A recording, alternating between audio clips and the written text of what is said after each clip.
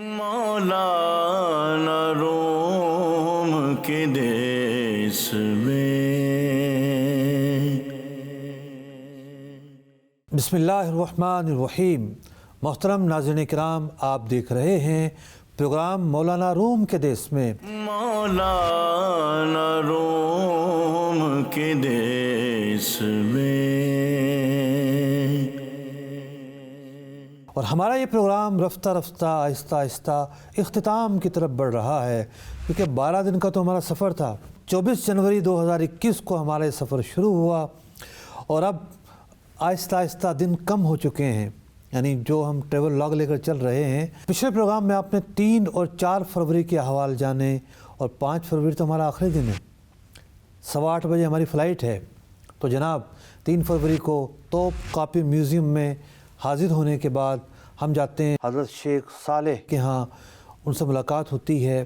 4 فروری کو صبح حضرت شیخ عزیز محمود ہدائی رحمۃ اللہ تعالی علیہ کی بارگاہ میں حاضری دیتے ہیں، اور پھر شام کو شیخ صالح کے ہاں دوبارہ حاضری ہوتی ہے، اور یوں 4 تاریخ کا دن بھی گزر جاتا ہے۔ اور اب آتی ہے 5 تاریخ، جو کہ ہمارا آخری دن ہے۔ صبح سویرے ہم تیار ہو جاتے ہیں۔ مولانا روم کے دیس میں اور صبح سویرے ناشتے کے وقت جو ہماری پلاننگ ہوتی ہے کہ آج جناب کیا کرنا ہے، ہم 2 گروپوں میں تقسیم ہو جاتے ہیں۔ کچھ ساتھیوں کو یہ مشورہ دیا جاتا ہے کہ آپ آرام سے ایئرپورٹ پہنچے، لیکن میں، مفتی حسان صاحب، ہمارے 1-2 ساتھی اور ہم ایک ہائی ایکس بک کرواتے ہیں اور اپنا سامان اس میں ڈالتے ہیں، اور 9-10 بجے ہم ہوٹل چھوڑ دیتے ہیں۔ سب سے پہلے ہم حاضر ہوتے ہیں سلطان استنبول حضرت ابو ایوب انصاری رضی اللہ تعالیٰ عنہ کی بارگاہ میں۔ ہم نے آ کر سب سے پہلے آپ ہی کے مزار پر حاضری دی تھی، اور جاتے ہوئے آپ کے مزار سے الوداع کہتے ہوئے ہم رخصت ہو رہے ہیں۔ آپ کے مزار پر آج تو حاضری دینے کا لطف ہی الگ تھا، کیونکہ جمعۃ المبارک کا بھی دن ہے، بہت سارے زائرین آئے ہوئے ہیں۔ یہاں سے حاضر ہونے کے بعد بڑا ایک لمبا شیڈول ہے، اتنا لمبا شیڈول ہے کہ جناب ایئرپورٹ پہ بھاگتے پہنچے ہم۔ ہمارے ساتھی کہنے لگے کہ جناب فلائٹ چلی جائے گی، جلدی کریں۔ یہاں سے فارغ ہونے کے بعد ہم سلیمانیہ مسجد پہنچتے ہیں۔ سلیمانیہ مسجد پہنچ کر سلطان سلیمان قانونی کے مقبرے پر فاتحہ پڑھتے ہیں، اور چونکہ ہم نے پہلے سے اپوائنٹمنٹ لیا ہوا تھا لائبریری کے وزٹ کا، تو ہمیں آفیشلی لائبریری کے جو مدیر تھے اور منتظمین تھے انہوں نے وزٹ کروایا۔ اس کا تذکرہ اور ویڈیو آپ پہلے بھی دیکھ چکے ہیں، اور بڑی سپر وائرل ہوئی ہے لائبریری کی ویڈیو۔ بالکل ایک جدا گانا لائبریری تھی، اور سائنسی ٹیکنیکس پر جگہ کو بچاتے ہوئے اس لائبریری کو بنایا گیا تھا۔ بڑی حیران کن لائبریری تھی۔ میں پچھلے سال رمضان کا چاند دیکھنے کے لیے 2021 میں پشاور گیا، وہاں مکتبے والوں سے ملاقات ہوئی، تو ویسے ہی تذکرہ چھڑا لائبریری کا، تو وہ کہنے لگے کہ جناب ہم نے یہ ویڈیو دیکھی ہوئی ہے، فیس بک پر جو لوگوں نے دیکھی سو دیکھی، واٹس ایپ کے ذریعے جو یہ عام ہوئی ہے، کئی ممالک کے اہل علم کے میسیجز آئے، انہوں نے یہ ویڈیو دیکھی اور پسند کی۔ تو خیر اس لائبریری کا وزٹ کرتے ہیں، اور اب اذان جمعہ ہو چکی ہے۔ اللہ اکبر، کیا سرور تھا! اذان جمعہ ہوئی، ایک انتہائی دلکش آواز میں، مسحور کن لہجے میں اذان جمعہ ہو رہی ہے۔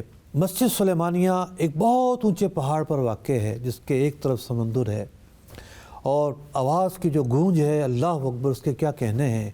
اور ابھی اذان جب ختم ہو چکی، تھوڑی دیر کے بعد ہمارے کان کیا سن رہے ہیں؟ کانوں میں رس کھلنا شروع ہو جاتا ہے، کیونکہ اسی مسجد سے اب الصلاۃ والسلام علیک یا سیدی یا رسول اللہ کی صدائیں آنا شروع ہو جاتی ہیں۔ ایک معمول ہے ترکی میں کہ جمعرات کو عشاء کی نماز کے بعد مؤذن صیغہ الصلاۃ والسلام علیک یا سیدی یا رسول اللہ سے درود السلام پڑھتا ہے، اور جمعہ کے دن پہلی اذان کے کچھ دیر بعد مؤذن اسپیکر ہی پر درود السلام کی صیغے پڑھتا ہے۔ اللہ اکبر، اس وقت جو ایک لطف و سرور کی کیفیت تھی، اس کے کیا کہنے! اللہ اکبر۔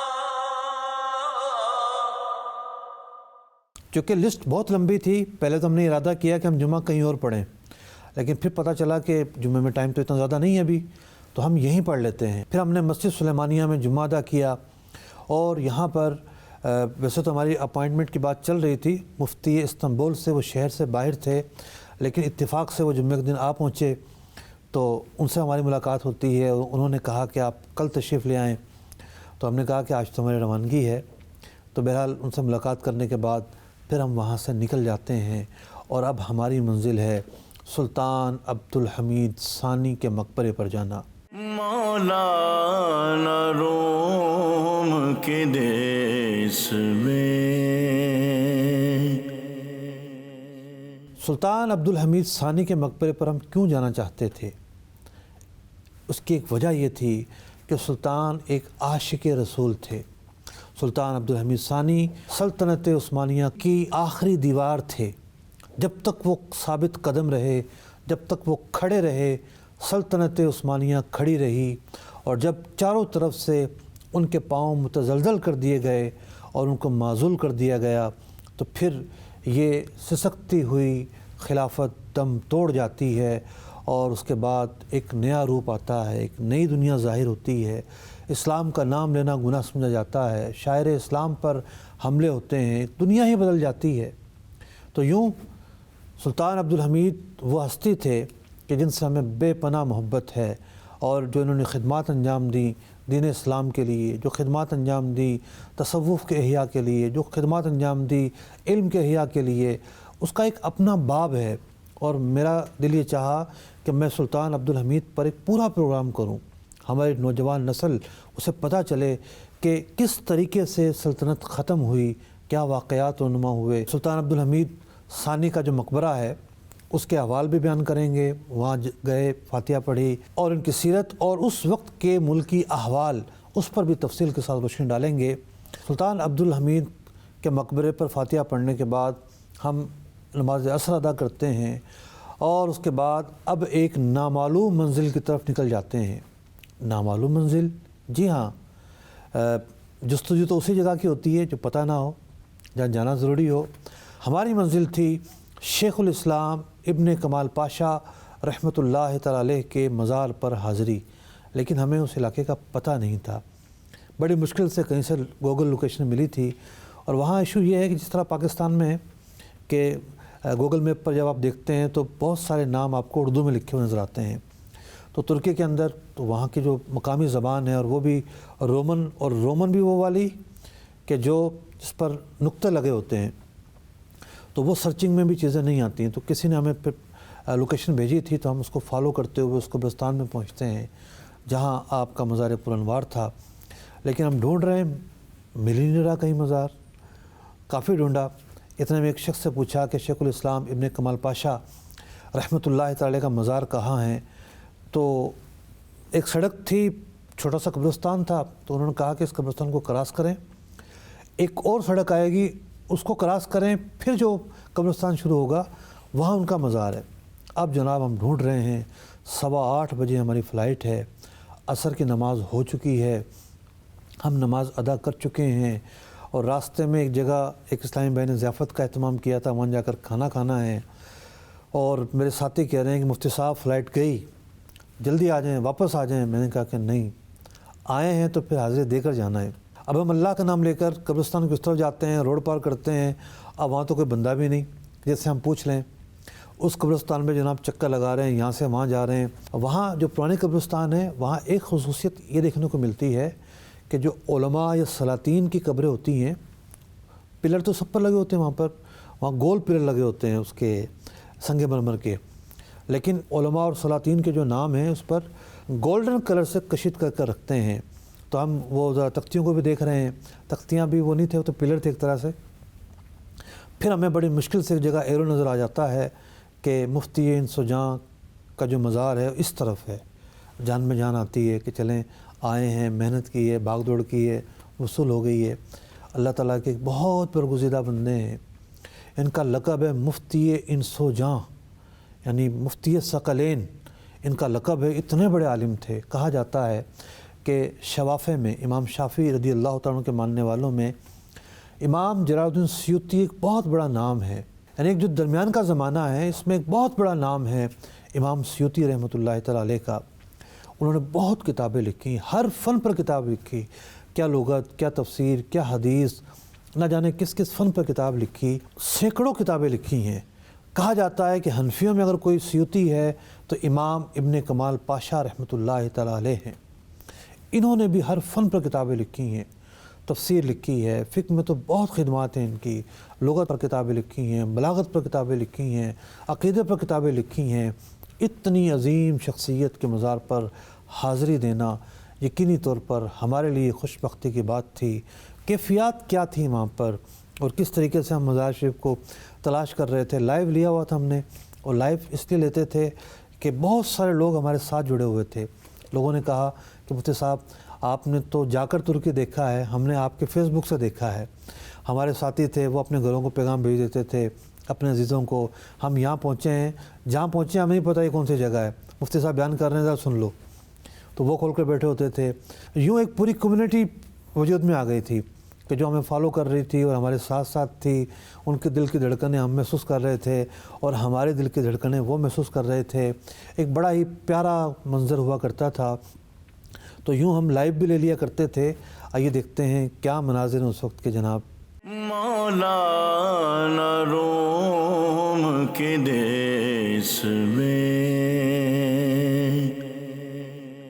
قبرستان تک تو آ گئے ہم، اب جو ہے وہ خاص ان کا مزار جو ہے وہ کہاں ہوگا اس کی تلاش جاری ہے۔ اس قبرستان میں جو بھی مسلمان مدفون ہیں، ہماری دعا ہے کہ اللہ تعالیٰ ان سب کی مغفرت فرمائے اور ان کے گناہوں کو معاف فرمائے، درجات کو بلند فرمائے۔ استنبول میں ایسا لگتا ہے کہ درجنوں قبرستان ہیں۔ شوافے میں جو سب سے زیادہ کتابیں لکھنے والے ہیں وہ علامہ جلال الدین سیوطی شافعی رحمۃ اللہ تعالیٰ علیہ کی ذات گرامی ہے۔ آپ نے کثیر کتابیں یہ تحریر کی ہیں، جس کی وجہ سے کسی بھی زمانے کے اندر جب کتابیں کو بہت زیادہ لکھتا ہے تو اس کو کہا جاتا ہے کہ یہ سیوطی اثر ہیں، زمانے کے سیوطی ہیں۔ لیکن احناف کے اندر، حنفیوں میں جو کتابیں لکھنے کے حوالے سے علامہ جلال الدین سیوطی شافعی رحمۃ اللہ تعالیٰ علیہ کے برابر قرار دیے جاتے ہیں، وہ یہی احمد بن سلیمان بن کمال پاشا رحمۃ اللہ تعالیٰ علیہ، جن کا سن وفات 940 ہجری ہے، تو ان کو قرار دیا جاتا ہے کہ آپ نے کثیر کتابیں یہ تحریر فرمائی ہیں اور ہر فن پہ تقریباً آپ نے لکھا ہے۔ رسائل آپ کے مطبوع ہیں 7 جلدوں کے اندر، اسی طرح آپ کی تفسیر ہے، تفسیر ابن کمال پاشا، اسی طرح ریاض الصالحین کی ایک بہت بڑی شرح آپ نے یہ تحریر فرمائی ہے۔ تو اپنے زمانے کے بہت بڑے امام تھے، شیخ الاسلام تھے۔ ان کی قبر پر ہماری حاضری ہوئی ہے، کوشش کر رہے ہیں کہ کسی طرح سے ان کی قبر تک پہنچ جائیں۔ قبرستان میں الحمدللہ ہم پہنچ چکے ہیں ان کے قبر پر۔ اللہ تعالیٰ کی ان پر کروڑ رحمتیں نازل ہوں۔ 9ویں صدی میں کے ہیں نا، تو 14ویں چل رہی ہے، 6 سال سے تقریباً مدفون ہے۔ اللہ تعالیٰ ان پر برکتوں کی بارش فرمائے، کہ قبر کو انوار و تجلیات سے پر فرمائے۔ ماشاء اللہ، کیا بات ہے۔ ابن کمال پاشا، یہ ترکی میں لکھا ہوا ہے، فاتحہ پڑھیں گے۔ یہ بورڈ لگا ہوا ہے یہاں پہ، مفتی ثقلین کا لقب تھا اور یہاں پہ لکھا ہوا ہے مفتی ثقلین۔ پیچھے ایک بورڈ لگا ہوا تھا، اس میں لکھا ہوا ہے اللہ تعالیٰ کی رحمت، اللہ تعالیٰ کی طرف سے انوار و تجلیات ان سب پر نازل ہوں، اور اللہ تعالیٰ سب مسلمانوں کی مغفرت فرمائے، درجات بلند فرمائے۔ مولانا روم کے دیس میں،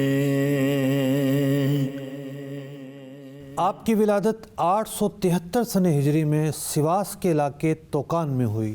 آپ کے والد ماجد فتح قسطنطنیہ کے وقت سلطان محمد فاتح کی فوج میں سپہ سالار تھے، یعنی ایک لشکر کی قیادت کر رہے تھے۔ آپ رحمۃ اللہ تعالی علیہ نے عمر کا 1/4 حصہ علم دین حاصل کرنے میں صرف کیا، اور اس کے بعد آپ ادرنا ایک جو بڑا شہر ہوا کرتا تھا، ایک زمانے میں کیپٹل بھی رہا، اس شہر میں ایک مدرسے میں تدریس شروع کی، اور رفتہ رفتہ سلطان بایزید خان کے زمانے میں آپ قاضی مقرر ہوئے، قاضی عسکر مقرر ہوئے۔ عسکر یعنی فوجی لشکر جو چلا کرتا تھا اس کا بھی ایک قاضی ہوا کرتا تھا۔ اور سلطان سلیم جب فاتحانہ انداز میں مصر میں داخل ہوتا ہے اور مصر کو سلطنت عثمانیہ کا حصہ بناتا ہے، تو علامہ ابن کمال پاشا رحمۃ اللہ تعالی علیہ آپ کے ساتھ اس لشکر میں موجود تھے۔ اور امام سیوطی رحمۃ اللہ تعالی علیہ، جن کا دور بڑا قریب ہے آپ سے، ایک طرف مصر میں ان کا شہرہ بول رہا تھا، لیکن جب آپ داخل ہوئے ہیں، آپ کی جو فصاحت و بلاغت اہل مصر نے دیکھی ہے تو وہ حیران رہ گئے ہیں، اور جو علمی حلقوں میں آپ کے علم کا شہرہ ہوتا ہے اس کی تو بات ہی کچھ اور ہوتی ہے۔ تمام لوگوں کو آپ حیران کرتے ہیں، کیونکہ آپ انتہائی ذہین اور ایک صاحب مطالعہ ہستی تھیں، بہت سارے علوم و فنون پر آپ کو دسترس حاصل تھی۔ سلطان سلیم کے بعد جب سلطان سلیمان قانونی تخت پر متمکن ہوتا ہے تو اگرچہ کہ اس وقت بڑا شہرہ ہوا کرتا تھا شیخ الاسلام ابو سعود آفندی رحمۃ اللہ تعالی علیہ کا، لیکن ان کے وصال کے بعد علامہ ابن کمال پاشا رحمۃ اللہ تعالی علیہ مفتی قسطنطنیہ مقرر ہوتے ہیں، اور پھر جا کر آپ شیخ الاسلام کے منصب پر فائز ہوتے ہیں، اور عرصہ دراز تک پیاسوں کو علم کے ذریعے سیراب کرتے ہیں۔ اور آپ کے فتوے کی جو گونج تھی وہ حرمین طیبین تک جاتی تھی، کیونکہ حرمین طیبین مصر، بغداد، سلطنت عثمانیہ کی پھیلی ہوئی حکومت، اور حرمین طیبین میں تو ہم خدمت کہیں گے، تو یہ جو پھیلی ہوئی حکومت تھی اور جو خدمت تھی، اللہ اکبر۔ اور اس وقت کے اکثر جو بلاد اسلام تھے وہ سلطنت عثمانیہ کا حصہ تھے، اور اس پوری سلطنت کے شیخ الاسلام مفتی اعظم کا ٹائٹل آپ کے پاس، اور یہ ٹائٹل بلا شبہ ایک علم کے رسوخ کی وجہ سے ملا کرتا تھا، اور آپ کے علم کا شہرہ چاروں طرف پھیلا ہوا تھا۔ آپ کے اساتذہ میں جو مشہور افراد ہیں ان میں ملا لطف اللہ توقانی اور مصری الدین مصطفیٰ قسطلانی اور علامہ سنان الدین یوسف رحمۃ اللہ تعالی علیہ، جو کہ بہت بڑے حنفی فقیہ ہیں، اور علامہ شامی رحمۃ اللہ تعالی علیہ جگہ جگہ ان کا تذکرہ کرتے ہیں، اور آپ کے تلامذہ کی تو ایک لمبی لائن ہے۔ علامہ ابن کمال پاشا رحمۃ اللہ تعالی علیہ تمام عمر شجر علم کی آبیاری کرتے رہے، اور بالآخر 2 شوال المکرم 940 سن ہجری کو آپ اس دنیا سے رخصت ہوتے ہیں۔ تو ہم آپ کی جو خدمات تھی وہ ہمارے سامنے تھیں، آپ کی کتابیں ہم نے پڑھی ہوئی تھیں، آپ کے نام کا شہرہ ہے، تو اسی نام کا شہرہ سن کر آپ کے مزار پرانوار پر آئے ہیں، اور ایک سادہ سے انداز کا یہ مزار تھا جس کی تلاش بھی بڑی مشکل سے ہمیں ہوئی۔ لوگوں کو تو پتہ ہوگا وہاں کے مقامی لوگوں کو، لیکن اجنبی تو ہم تھے۔ مزار پرانوار پر حاضر دینے کے بعد اللہ کا شکر ادا کرتے ہوئے ہم یہاں سے روانہ ہوتے ہیں۔ مولانا روم کے دیس میں، اس کے بعد ہمارے شہاب بھائی نے ایک مختصر سی ضیافت کا اہتمام کیا ہوا تھا، اور پورے سفر میں ہمارے ساتھ رہے اور جگہ جگہ پر ہماری رہنمائی کرتے رہے۔ شیخ لطفی، جن کے بغیر یہ سفر مکمل ہی نہیں ہو سکتا تھا، یعنی وہاں لینگویج پرابلم اتنا زیادہ ہے کہ لوگوں کو انگریزی آتی ہی نہیں ہے، خاص طور پر جو جہاں ٹورسٹ نہیں جاتے وہاں کے لوگ تو بالکل انگریزی نہیں بول پاتے۔ تو شیخ لطفی جو ہیں مقامی اسلامی بھائی ہیں، وہاں کے دعوت اسلامی کے مبلغ ہیں، ان کا ساتھ رہا۔ تو خیر شہاب بھائی کے ساتھ ہم وہاں پہنچتے ہیں، بھاگتے بھاگتے کچھ ہم کھاتے ہیں، باقی ساتھیوں کے لیے جو ڈائریکٹ ایئرپورٹ پہنچ چکے تھے ان کے لیے پیکنگ کر دی جاتی ہے، اور ان کو پھر ایئرپورٹ پہ جا کر پیش کرتے ہیں۔ ایئرپورٹ پر جاتے ہیں تو ایک نیا سین ہمارا منتظر تھا کہ جناب ایک اپلیکیشن گورنمنٹ نے لانچ کی ہے، پاکستانی گورنمنٹ نے، پہلے آپ وہ ڈاؤن لوڈ کریں، وہ ڈاؤن لوڈ کرنے کے بعد اپنا بایو ڈیٹا اس میں ڈالیں، وہاں ڈالیں گے تو پھر ان کی اسکرین پر جو امیگریشن والے ہیں ظاہر ہوگا، پھر ہماری بورڈنگ ہوگی۔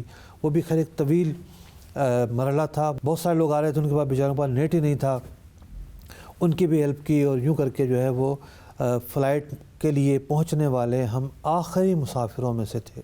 مغرب کی نماز تو ہم پہلے ہی پڑھ چکے تھے، اور کوشش کرتے ہیں کہ عشاء کی نماز بھی پڑھ لیں، اور ایئرپورٹ پر عشاء کی نماز ادا کرتے ہیں، کیونکہ 6 گھنٹے کا سفر تھا۔ 5 تاریخ کو ہم استنبول چھوڑ رہے تھے. 6 تاریخ کو صبح 3:30 بجے ہم نے کراچی لینڈ کرنا تھا. ڈائریکٹ ہماری فلائٹ تھی اور یوں ہمارا یہ قافلہ 6 تاریخ کو ہفتے کی صبح سویرے 3:30 بجے کراچی لینڈ کر جاتا ہے اور ہم اپنے گھروں کو لوٹ آتے ہیں. ہو قبول بارگاہ میرا عمل میرے خدا، ہو قبول بارگاہ میرا عمل میرے خدا. ساری امت اور میرے ماں باپ کو پہنچے ثواب، ساری امت اور میرے ماں باپ کو پہنچے ثواب. قبول بارگاہ میرا عمل میرے خدا، میرے خدا. محترم ناظرین کرام، ابھی یہ پروگرام ختم نہیں ہوا ہے. اس کی وجہ یہ ہے کہ اگلی جو قسط ہے سلطان عبدالحمید ثانی کیا شخصیت تھے، ان کے عہد میں کون کون سے ایسے واقعات رونما ہوئے کہ جو سلطنت عثمانیہ کے خاتمے کا سبب بنے. مطلب ہم ان پر کوئی بلیم نہیں کر رہے، ایک تاریخ بتا رہے ہیں. یہ جو اسباب تھے، یہ اسباب تو پہلے سے شروع ہو چکے تھے. یہود و نصارہ کی سازشیں اور نہ جانے کون کون سی قوتیں کام کر رہی تھیں. اگلے پروگرام میں سلطان عبدالحمید ثانی کی سیرت کے تعلق سے اور اس وقت ترکی کے جو حالات تھے اس کے تعلق سے تفصیلی کلام کریں گے. اور اس کے بعد ایک چیز تو ہم نے چھوڑ دی ہے، ہم جب توپ کاپی میوزیم جاتے ہیں، پیارے آقا علیہ السلام، صحابہ اکرام علیہم رضوان کے آثار مقدسہ ان کی ہم زیارت کرتے ہیں، وہ کون کون سی چیزیں تھیں. اس کے بعد یعنی 17ویں قسط کے بعد جو 18ویں قسط آئے گی، 18ویں قسط سے آپ اس کی تفصیل دیکھنا شروع کریں گے اور اللہ نے چاہا تو آپ کو بڑا سرور آئے گا اور آپ جان پائیں گے ان تبرکات کی تاریخ کہ ترکی کس طرح پہنچے. وہ جو چیزیں ہیں احادیث مبارکہ میں ان کا تذکرہ کن الفاظ سے ملتا ہے، کون کون سی مقدس اشیاء وہاں رکھی ہوئی ہیں، وہاں پیش آنے والے واقعات، وہاں کی کیفیت، وہاں کے احوال. تو دیکھنا نہ بھولیے گا. مولانا روم کے دیس میں اللہ نے چاہا تو. مولانا روم کے دیس